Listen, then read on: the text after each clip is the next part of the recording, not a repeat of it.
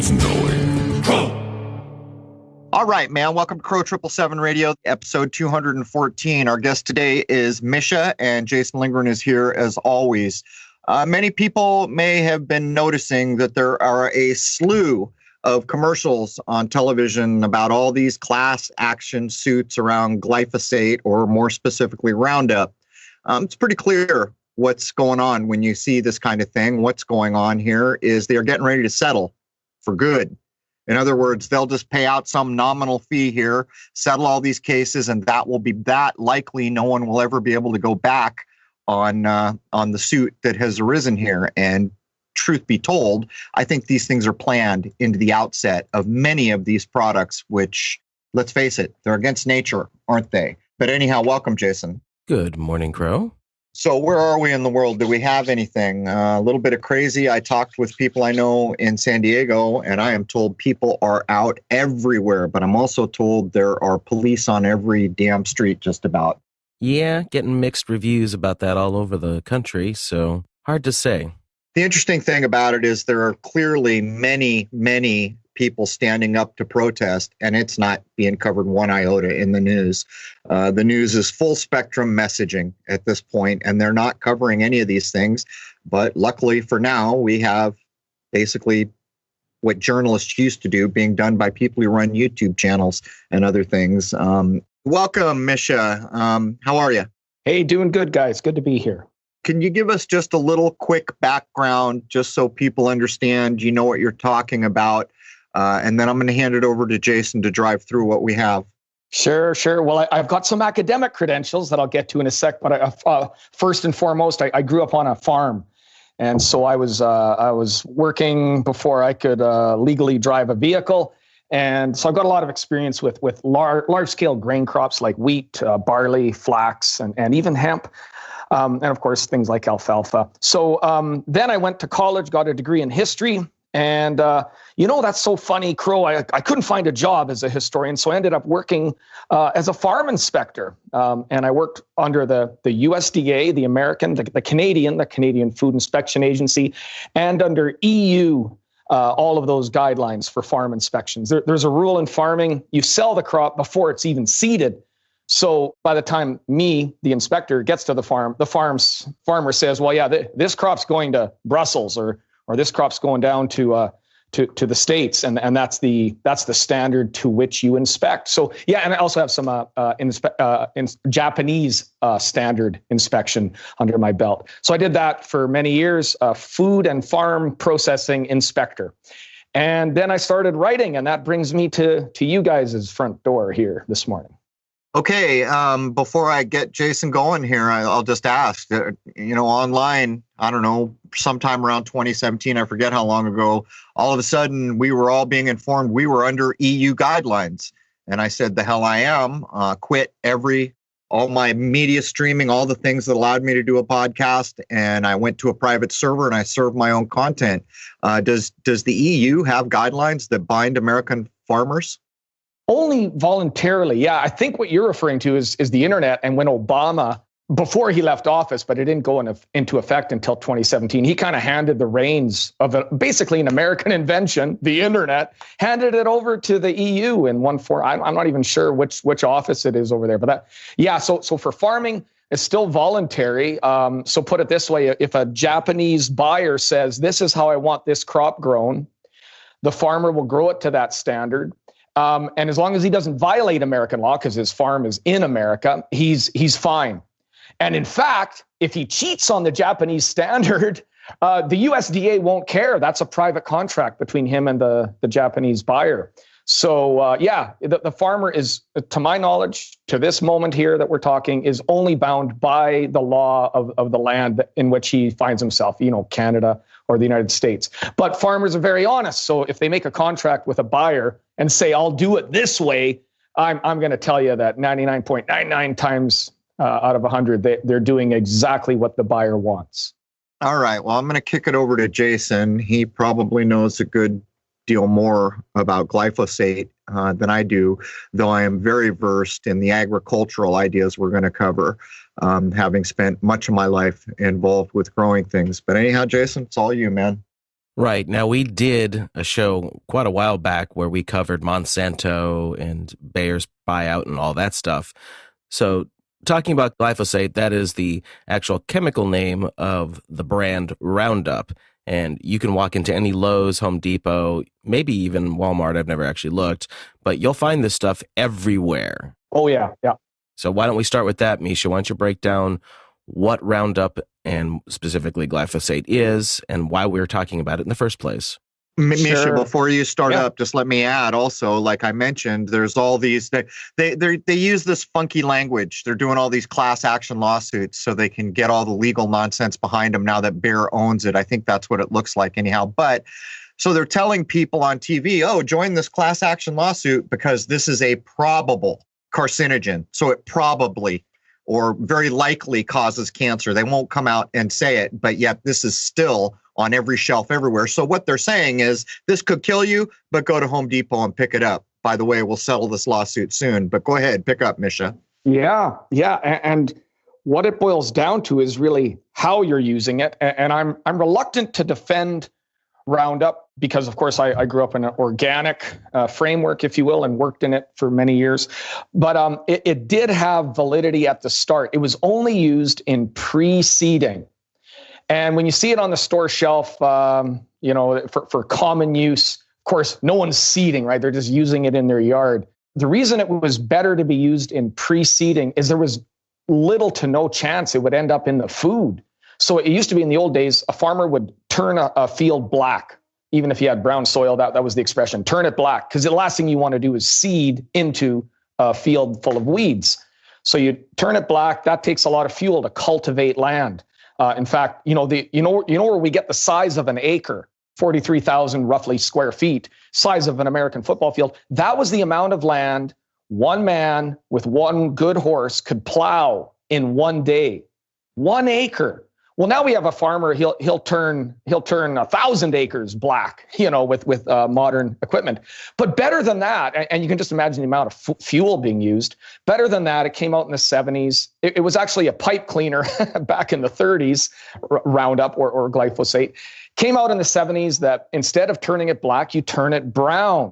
And that seemed like a great idea. You used less than 1/10 the fuel to prep the field. Now, again, as I say, people for residential use, they're not seeding a crop. They're spraying outside while the kids are playing and maybe not taking all the necessary precautions. But remember, they assured us for years, Roundup was the safest herbicide on the market. You could drink it, they said. Now they've moved away from that. They moved away from that long before Bayer bought Monsanto, by the way. I think they started to realize internally there may be some issues with Roundup.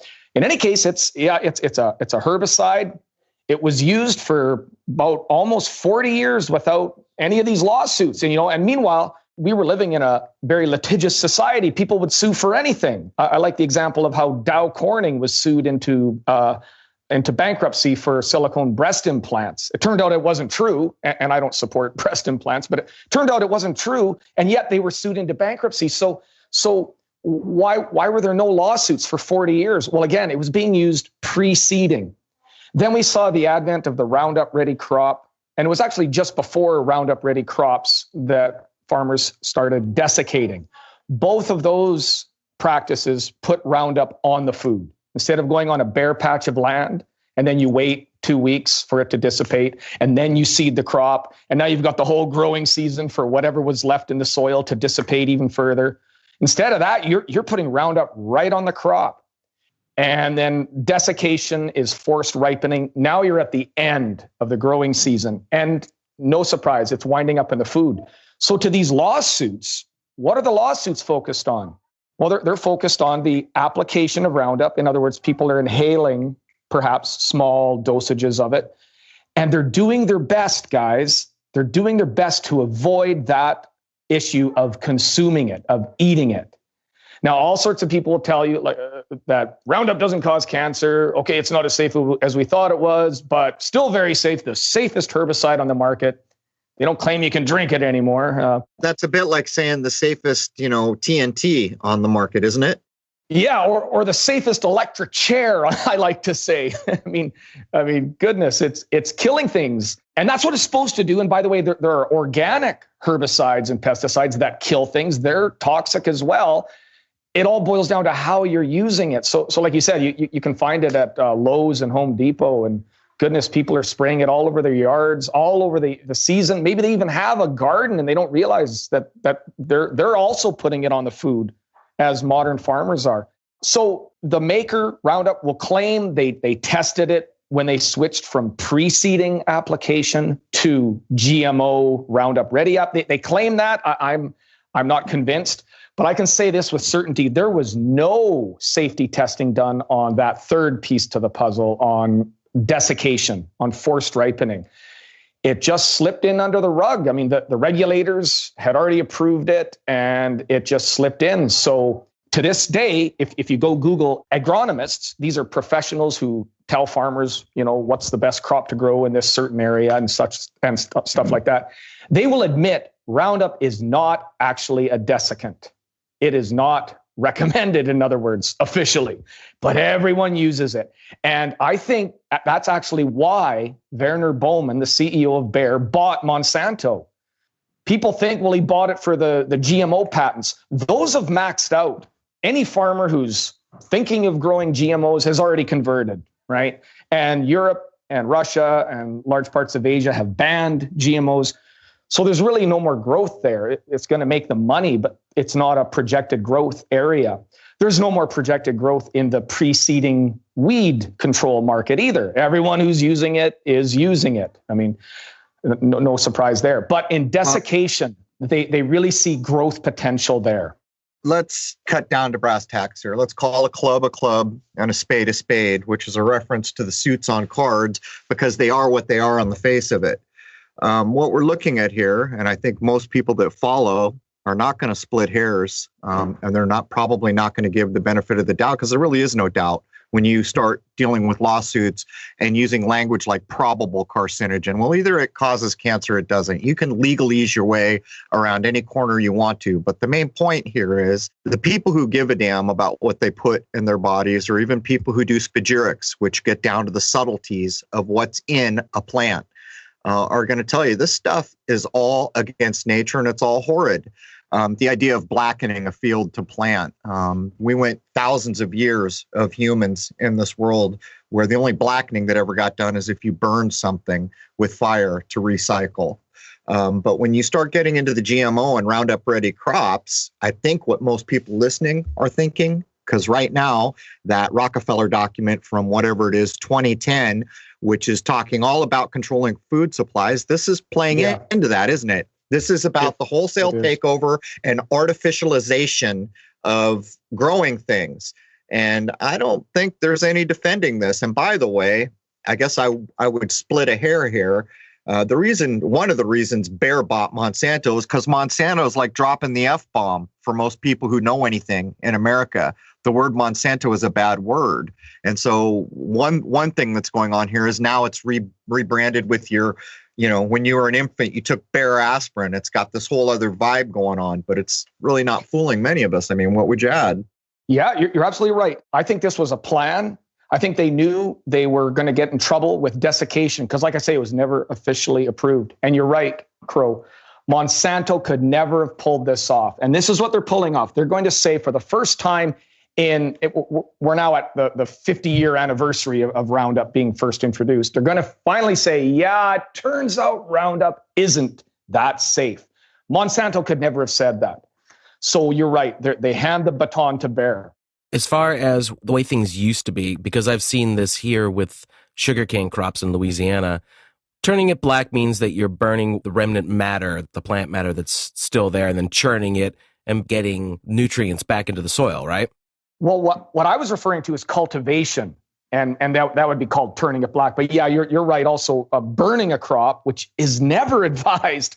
But you're right. A lot of farmers do it. None of them are organic, by the way. Organic farmers never do that. That's another way of turning it black. But I was referring to cultivation, which requires again 10 times the fuel per acre as if you just sprayed the weeds. You're talking about chemically turning it black and then in the same breath saying that burning it is wrong, which we've all been taught. But I think where Jason was going is that's chemically turning it black. But the point I would make is right now there's research coming out that show in Japan, they've slashed and burned for generations. They do it one time in their lifetime, and they know 40 years when the next farmer inherits what they're doing, the exact same forest they burned to the ground will be there. That's the way they've been doing it.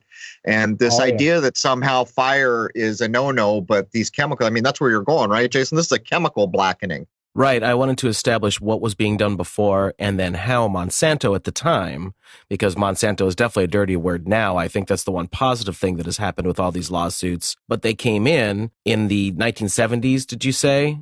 Yeah, 74. Yeah. And how did they convince farmers to start using this? Because farmers are very traditional, I guess you could say. They pass things down generation to generation, and they're not going to necessarily go for the latest and greatest because they know how to make things work in the first place. And there's a very good possibility that it could have been for hundreds of years in a certain location. So I wanted to know the explanation behind how they got in there. How did they convince them? And how long did it take for farmers to start thinking something was wrong here? I think for the most part, they still don't think something is wrong because, as I said, desiccation, the worst of the three uses of Roundup, is growing and growing rapidly, which is linked to the reduction in farmers, which we can talk about. But to answer your question, Jason, it was money. It's literally 1/10, maybe even less, of the fuel per acre. Cultivation is, as I was saying, we arrived at the dimensions of an acre of land because that used to be how much land one man with one horse could plow in one day. Plowing has been replaced by cultivation and disking, still though very labor intensive, very work intensive. In other words, a lot of fuel being used per acre. So yeah, it was almost a no-brainer back in the 70s. It was 1/10 the fuel. And then there was also application in orchards where they're not disking, but they had to go out and mow between the trees to keep the weeds from setting seed. And then, of course, the more you mow, the weeds, they're smart. They just start setting seed below the blade of your mower. So, there were other things that they would do in orchards to keep weeds down between the trees. Roundup was really embraced by orchardists. Then you're getting a little closer to the food, but of course, again, they were doing that before the apples or whatever formed on the tree. I'm not going to say that was safe. I said earlier I don't want to defend Roundup at all, but in its first instance, which again was purely monetary, Jason, to answer your question, it was a huge savings on fuel. That went by, that one just flew by us for 35, 40 years without any lawsuits. So I'm going to say it was the safest of the three. So did they initially pitch it as just a weed killer? Yes, exactly. And just that. So in 1974, they sent out agents from the company to sell the farmers, hey, we've got this great weed killer here for you that'll save you X amount of time, which will add up to a whole lot of money for you in the long run. Yeah. Now, and to put that in perspective, for a farmer, whether you're leasing the land or own it, your biggest expense is your land expense, whether it's a mortgage or a lease. Then you've got sort of a tie between your equipment and your fuel. And then after that, you got, things like all your seed, your chemicals, keeping your pickup truck running so you can run into town. And yeah, so fuel is right up there. It's second only to your land expense, really. And so it's huge. Like we used to buy fuel, by the 1,000-gallon delivery on our farm. And that was only a small farm, by the way. It was less than a section of land, three quarters of a section of land. So you go through you'll go through all your fuel in seeding, and then you refuel again. You phone the fuel company to come load you back up for the fall. And yeah, it was mainly fuel. The other piece to the puzzle was farmers were already doing pre-seeding burn downs, they're called, a pre-seeding kill of the weeds with other chemicals like 2,4-D. And even in the 70s, environmentalists and regulators knew that those chemicals were ending up in the groundwater, even in well water, which could be 50, 60 feet below the surface. So that was an alarm bell that was going off very quietly inside offices, if you will. The public was not aware of this back in the 70s. So there was, in other words, an appetite within the halls of power, within the regulators, to find an alternative to those harsher chemicals, those harsher herbicides. But the whole system you're describing is pretty clear. So at one point, a dude worked his butt off with a horse to plow up an acre. And he worked hard. It was hard work. So as technology came along, we said, hey, dude, with the horse, you don't have to work so hard anymore. Here's these machines that do it. And by the way, you don't got to deal with the weeds. You just spray this marvelous little liquid right here and all the weeds go away. But as this has progressed, what's actually happened is they've slaved out the farmer. The farmer is completely slaved out at this point. There was no part of this system being implemented that intended to have a concern for nature, for food production, or anything else other than the slaving out and control of the food supply. How else could it be? There are plenty of places in the world that subsidized farmers because they realized the importance of farming. And this went away. Fuel didn't have to be expensive. As a matter of fact, very few people know that before the 60s and supposedly some Southern California oil company showed the Arab, how to get all this oil, which they knew about since I think the 30s. We were supplying the majority of the world from the United States with fuel. So somehow the idea that you're not going to recognize the importance of food production, number one, and make it possible for farmers, it's actually gone further because now they can't even afford the machines, $1 million for a machine that does the harvesting. So now there's a big corporation that owns 100 of these $1 million machines that comes in on your dime to harvest for you. Everything about this feeds in my view, to the 2010 Rockefeller doc, where not only right now, if you go outside, you can see human rights under full frontal attack from every direction. But there's more going on here. They're after the food supply. They're after the whole damn enchilada. And what we're talking about here is exactly that, isn't it? And by the way, the idea that somehow spraying in an orchard before the apple ripens doesn't affect anything is complete nonsense. If you asked a person who did spagyrics or alchemy on any level, which knows the subtle intricacies and also understands that the plant is part of a whole, which means every grasshopper, every blade of anything growing, it's part of this system. And you come in and you whack everything with a chemical, just because the fruit hasn't started yet, you can't convince me ever that there aren't chemicals being ingested by the plants or the plants around them, or just generally poisoning the soil away from the natural state it would have been in. I mean, what do you think? Yeah, I agree.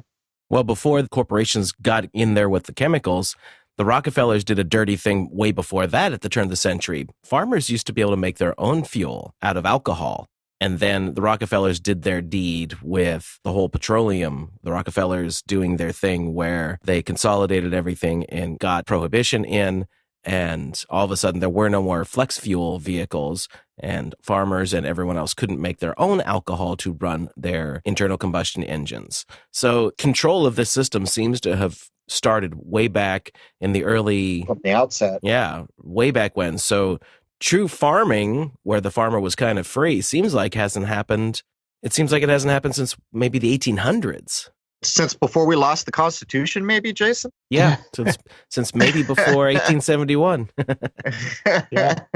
All these people bumping around, and every time we mention these things, all these old things, that they might not have been perfect, but let me tell you something, they would do away with so much of the nonsense. But go ahead, Misha. I mean, this was controlled from the onset, but I mean, we need to be honest here. It's not just the slaving out of people, which the farmers are actually no different than any of us. We're all slaved out because of usury, because of credit, because of loans, because of death debts that we call mortgage. We can link these all things back, but what's going on here is maybe a little more insidious, because we're talking about the food supply, aren't we? Yeah. And we're talking about genetically modifying it and poisoning. And we're also talking about a system that allows a class action lawsuit to apparently, not 100% sure about this, settle things for all time. So you give a few million people cancer, you call it probable or likely, or whatever your legalese is, you settle a few multi-million-dollar lawsuits and you're back in business, making $80 billion a year or whatever it is. See where I'm headed here? Yeah.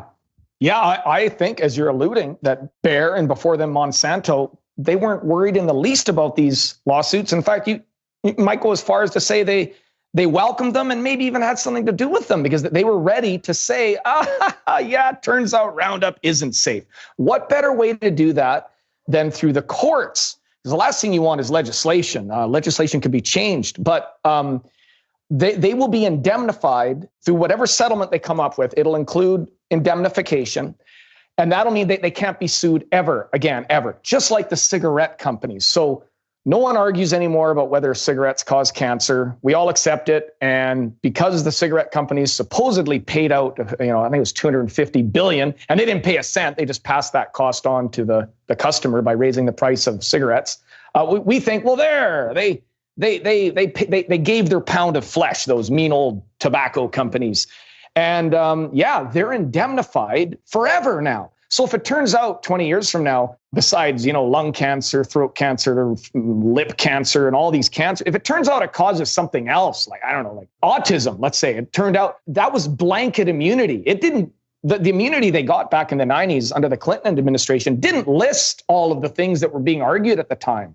It was blanket immunity in exchange for which a one-time payment, as I say, about $250 billion, $250 billion was paid out over the next 25 years. And yeah, that's what they're going for. You'll see estimates in the business news that Monsanto might have to pay out $1 billion.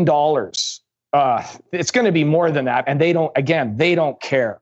Not at all. They don't care. Yeah, what is that? Their profit before lunchtime, you mean? Well, they paid... Here's a good number for you guys. They paid $66 billion for Monsanto. So yeah, no coincidence there. But I'm saying, never mind $1 billion, they'll pay another $66 billion to get this monkey off their back because it's forever. Now, something else happens when you're indemnified. Not only could you never be sued, even 100 years from now, if they find out that Roundup causes something else besides whatever's being litigated right now in court.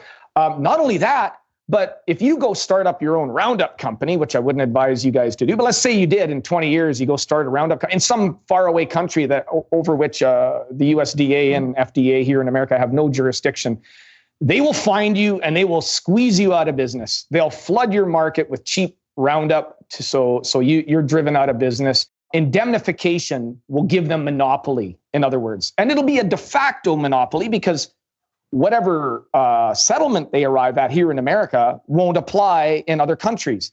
But I can tell you, by the way, the settlement will apply in all Western countries, Europe, Australia, Canada. They'll make sure of that. But it won't apply in Uganda, not officially, but it will apply. It'll be a de facto permanent indemnity forever for Monsanto. So that's worth, for Bayer, that's worth easily what they actually paid for Monsanto. They would prefer to pay less, of course. They'd prefer to pay nothing, but they're more than willing to pay for this. They're getting something huge in return. Well, there's other side effects to this whole kind of ugliness that we're describing, which is, average person listening is probably thinking, are these individuals doing this even human beings? I think it all the time. I don't believe in aliens, but when I look at stuff like this, it makes me wonder, are these people even human beings? Look at the diversity as an example. If you go back to and by the way, Monsanto was buying up all the heirloom seed companies so they could screw with that market. But what that represents is diversity. Anyone can go online and look up how many varieties of apples there were in the middle of the 1800s, or tomatoes is another good example. But right now, you and I could use for a topic of conversation, the potato, because everybody knows when you walk into that supermarket, it's primarily the Burbank potato you see, right? When I was young, the diversity of potatoes was astounding. And so what's happening here is they're not even taking wholesale control. They're diminishing what it is that can be grown, which incidentally is part of the overall plan anyhow, to have Roundup ready crops only. But my point here is if there was ever a blight or something that affected the Burbank potato, guess what? Potato production would be in serious, serious trouble because all the other strains have been removed. There's really no facet of what we're seeing here that is both inhuman, unconscionable, and basically against nature, because diversity supports nature. And it took Lord knows how many thousands of years for all these varieties and all this diversity to come. Can you speak at all to, the Burbank potato is a good example. Do you know anything about it? Also, I'd add to that the Cavendish banana. Yep. And then of course the papaya coming out of mostly out of Hawaii. These were all, like with the banana, it's becoming infected with some blight, and the papaya about 20 years ago was becoming infected. So what do? Instead of doing whatever our ancestors did for hundreds of years, literally thousands of years, for any of these, for whether it's potato, papaya, or bananas, or wheat's another one that comes close to home for me. Instead of doing whatever our ancestors did, with like a switch to another variety, they immediately focus on saving whatever variety everyone is growing. So right now, they're going to come up with the genetically modified banana to save the Cavendish. 20 years ago, they genetically modified the papaya. And I give them some credit. They remained within the species of papaya. In that case, they got an old variety of papaya and monkeyed with it. Oh, good. We didn't get grasshopper papaya. They did exactly. us a favor and didn't mix bug DNA with it. They didn't go cross species like Monsanto did with pretty much all of their GMO crops in the 90s. Corns, sugar beets, canola, everything, soybeans. So I don't know. I don't want to, I hate it when it's like I was saying at the beginning, I don't want to say Roundup is ever good, but it used to be less bad. And so I'd say that about the papaya. I don't think any genetic engineering is advisable. You're monkeying with God's handiwork, which people who study DNA will tell you should just leave alone. Now that we're beginning to get a scrap of understanding of how DNA works. But in any case, I would just say that was less bad, the GMO papaya, than any other GMO we've ever seen. And they never do what you just said, Crow. They never revert to diversity. They're always trying to save because they're already invested, right? They've got thousands of farmers growing this one monoculture. And so, they put all their money into saving it. And I'm sure their lenders, I'm sure that the people who back these companies agree. They say, why? As far as they're concerned, why go down a rabbit hole and try to find an alternative to the Cavendish banana? Let's just pour a few $1 billion into saving it because everyone's already growing it. So from a boardroom perspective, as far as dollars and cents are concerned, they think that's the way to go. But it has nothing to do with nature. It has nothing to do with mankind farming the planet for thousands of years. Nothing. It's a business decision. You also mentioned these people aren't human. I don't get into all the alien theories like David Icke does, but I'll say, I agree. They are not human. They've sold their souls long ago. They might not even have grown up as children with real intact souls. So again, for them, this is a pure business decision. They don't still got to eat. They still got to eat regardless of what we want to label them. So it even on the face of it, we don't even really need to decide if there's issue or not, because you said flat out, it's outside nature. Nature is the benchmark for godliness. It's perfect. And so what they're doing is wrong. But you see, I remember years ago, it was claimed that the Communist Party in China took all the organic produce that was being produced in China for the Communist Party members. Don't know if it's true, but think about what we're saying here. So you're implementing this one way of things for everyone else, which you know is wrong. And when you start describing the blight on the papaya, I'm sitting here questioning, did someone intentionally introduce that blight so they could do this? Because it's really not anything more than a boardroom decision for numbers and control. Every decision that's ever made in a boardroom, you can fake like it's about money alone, but it's not just about money alone. It's about control. It's not only how much can we make this year, but how can we ensure that next year, the year after, 10 years from now, 100 years from now, we are the boss of this market we're so invested in. And so this is the problem. It sets aside everything we know to be correct. For a papaya to have varieties, thousands of years had to go by where nature perfectly decided what the differences were going to be. Now we got some genius in a lab coat in Monsanto or Bayer messing with the building blocks of these plants. And I don't know how much you know about this. I had started to do a line of research where the genetic modifications are not even species correct. There's like bugs, DNA and stuff put into plants, believe it or not. Do you have any experience with that? Yeah, they have to infiltrate the genome, and so they can do it microscopically, but that's hit and miss. And most of Monsanto's technologies were developed with by use of pathogens of one sort or another, because pathogens are really good at infiltrating the genome. That's how you get cancer.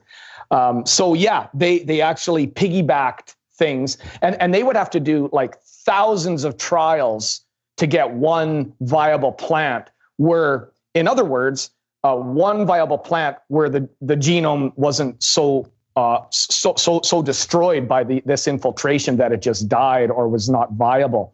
And then, of course, they got a lot of plants that seemed viable, but then they wouldn't reproduce a next generation. So yeah, a lot of hit and miss. They'll tell you how much money they invested in doing all this. You're supposed to feel sorry for them. But yeah, bottom line, they used the worst part of nature to their advantage. And so that's piggybacking on pathogens and bacteria to get into the secrets of life. All right. Well, I'm going to hand this over to Jason in 1 second to take us somewhere meaningful before we burn up the first hour. But here's another thing.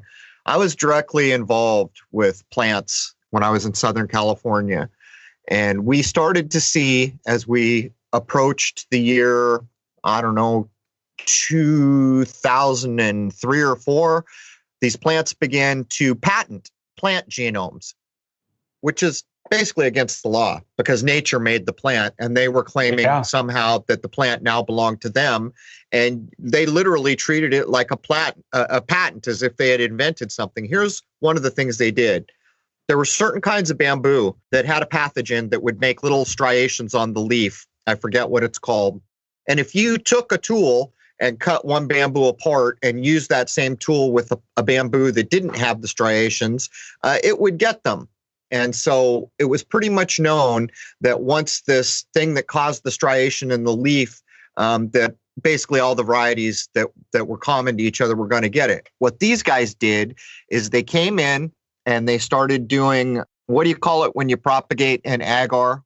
Anyhow, they take the germ, they put it in a test tube, and I can't believe I can't think of the word. I was very involved in this.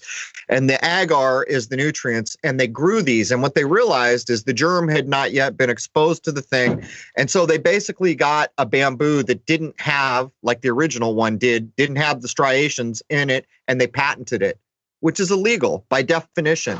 But what we see here over on the Monsanto Bayer side of the house is a similar thing, isn't it? They're taking ownership of this, but not only are they taking ownership, they're creating some crops that will not seed, and even the ones that do, they're forcing the farmers into a contract. So no matter how you slice it, they're basically, for all intents and purposes, taking whole ownership on a given crop. And after you answer this, I'm going to let Jason try to take this somewhere meaningful, but go ahead. Yeah, you're absolutely right. All the crops we grow were developed through trial and error, through thousands of years, farmers losing their shirts and going bankrupt or having resounding success. And then more recently, scientists got in the game. We have land-grant universities. Canola, which is in every deep fat fryer of every fast food restaurant, is a great example because it used to be an inedible industrial oil.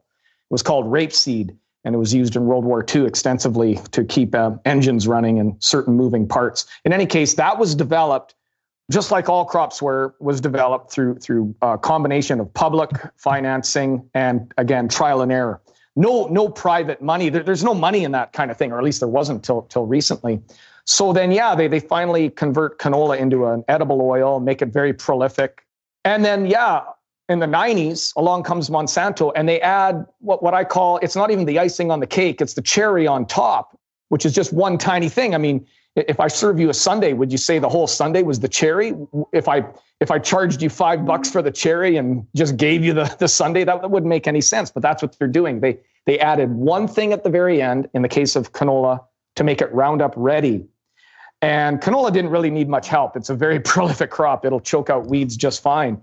But by doing that, they provided, just like we talked about with using Roundup instead of using a lot of fuel to cultivate a field before you seed, they provided some modicum of economic incentive to farmers to switch to Roundup ready canola, even though, again, it didn't need a lot of help where the weeds were concerned. And so farmers saw a benefit. They slowly started converting. Now you have like 97% of all canola is GMO.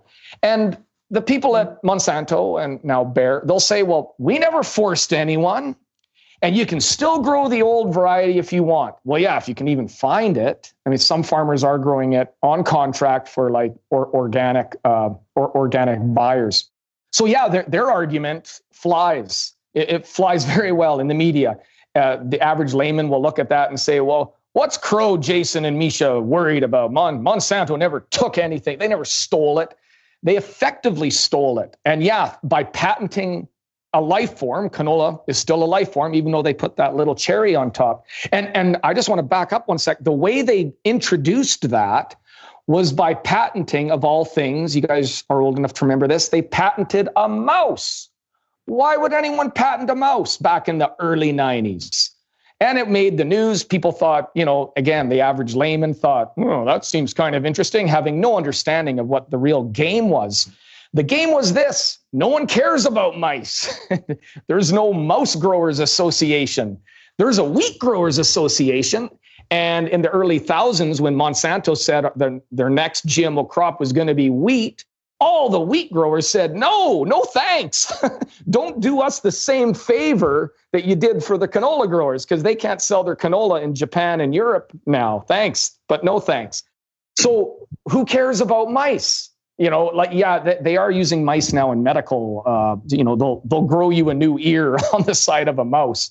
But back then in the 90s, no, they did a mouse first to get the public used to the idea of patenting a life form. And there was no one cared. So it was that got their foot in the door. Following that, of course, they subsequently patented all of their GMO crops. They claim, they'll claim those crops are the be all and end all, but we've grown them for decades, centuries without any genetic engineering. The key that I hope we get into here for all of these crops and all these technologies is man hours. How many farmers you have on the land. So as GMO crops came in, as more farmers started desiccating, as you alluded to earlier, Crow, you need less farmers on the land. As you said, now one farm, he's not really a farmer, he's a manager. He can manage thousands of acres, and he just picks up the phone and calls in the custom harvesting. Can we even, it's farming, but it loses the main tenet. What's important here? That we put everything on a spreadsheet and saved money, or that the product we made was quality? I'm going to hand this over to Jason so he can hopefully take us somewhere that means, by the way, the word I couldn't think of was in vitro, growing in vitro. Go ahead, Jason. The canola thing even sounds like a setup from way back when, because before that, wouldn't they have used lard for frying most of the time? Yes. Yeah. And that's why when we were kids, French fries tasted a lot better at McDonald's. Yeah. And then McDonald's, even when canola took over because it was so cheap, they still put a bit of animal fat in. And then they got sued by the Hindus who thought they were eating vegetarian fries. And so I think pretty much all fast food restaurants have gotten away from that. But I'll tell you this, Jason, if you go to a fancy French restaurant and order a $80 steak, and you want fries on the side, that's for French fries. We think French fries are like crass fast food, but they're actually French cuisine. They're still cooking them in animal fat, and they taste great. Well, there's another thing that goes on here, though, before I hand it back to you, Jason. Has anyone ever looked at the ingredients on the cheap versions of olive oil on an American grocery store shelf? I'm not kidding you. It'll be like 5% olive oil and the rest is canola, yet it's labeled olive oil. But anyhow, go ahead, Jason. Oh, wow. Well, this just sounds like the companies in general. I brought up the lard thing just because you see what these companies do. They find a way to get their foot in the door, and then they can control the system. Where are we at now? Well, 50 years ago, you had French fries fried in lard. Today, they're using canola oil and most likely GMO canola oil. So you see what they do. This is what I'm getting at. So with that in mind, we can get back into the 1970s with Monsanto coming to the farmers and going, look what we've got for you. So let's take that forward now.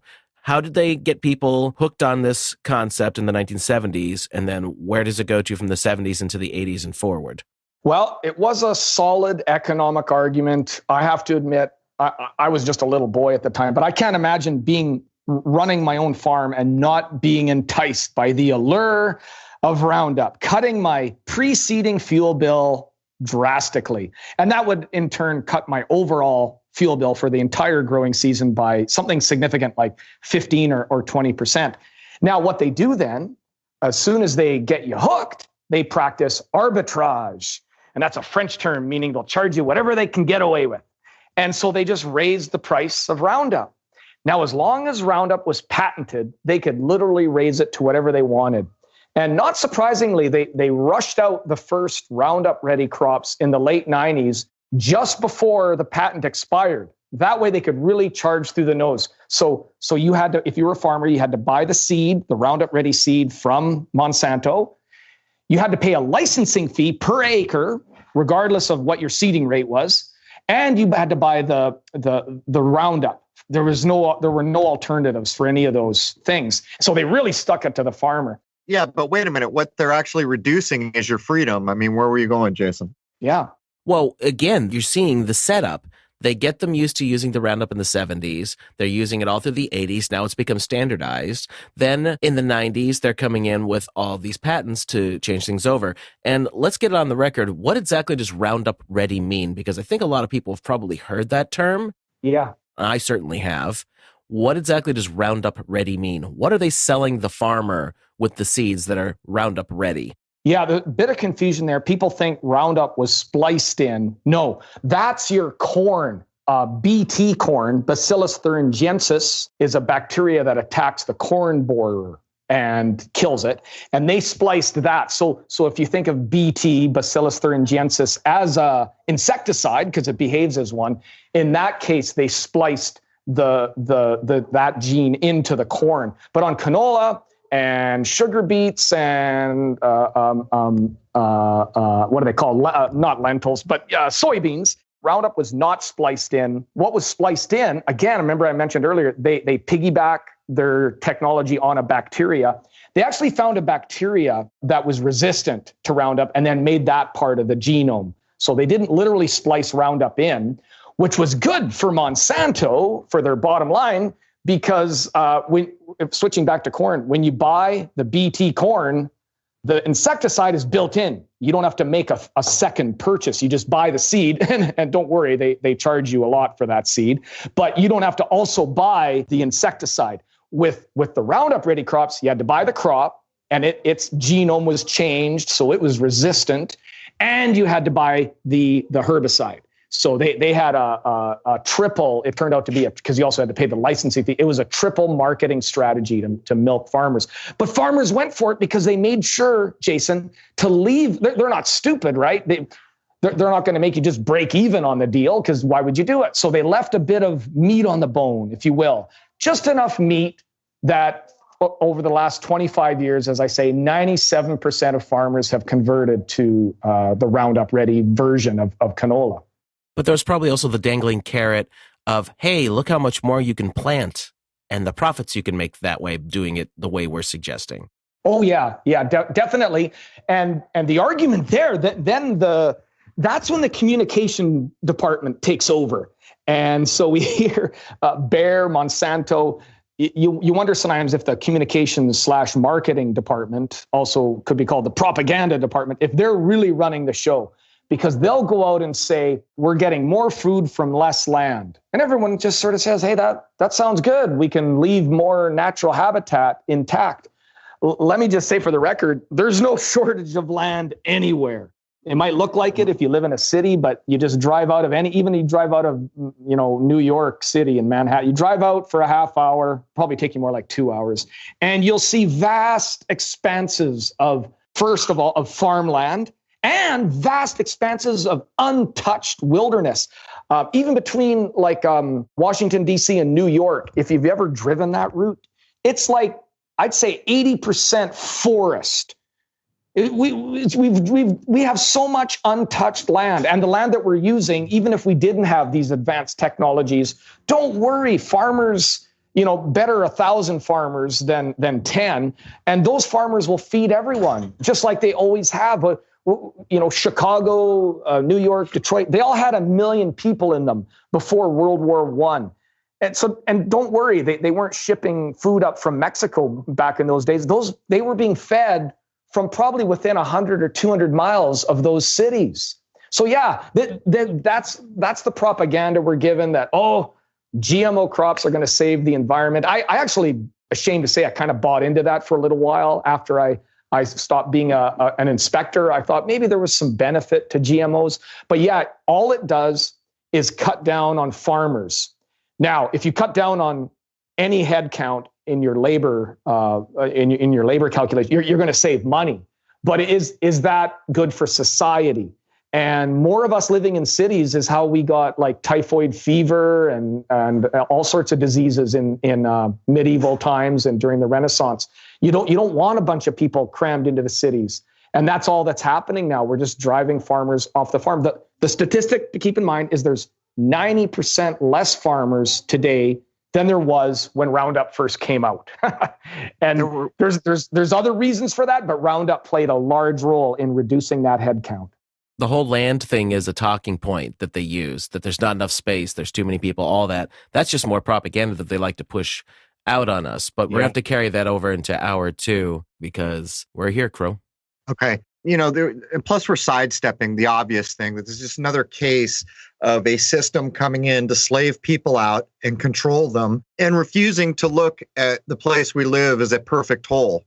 Nature is perfect. And this is an assault to GMO out a crop.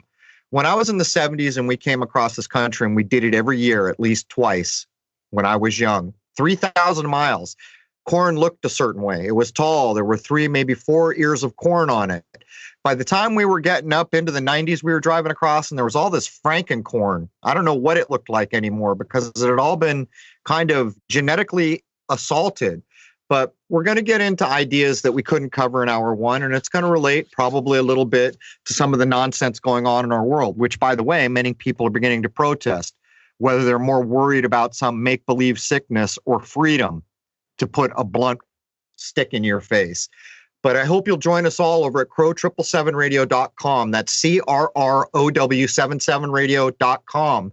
That is the only Crow site, and there are fraud sites, although I think PayPal's getting ready to whack 1 or 2 of them down.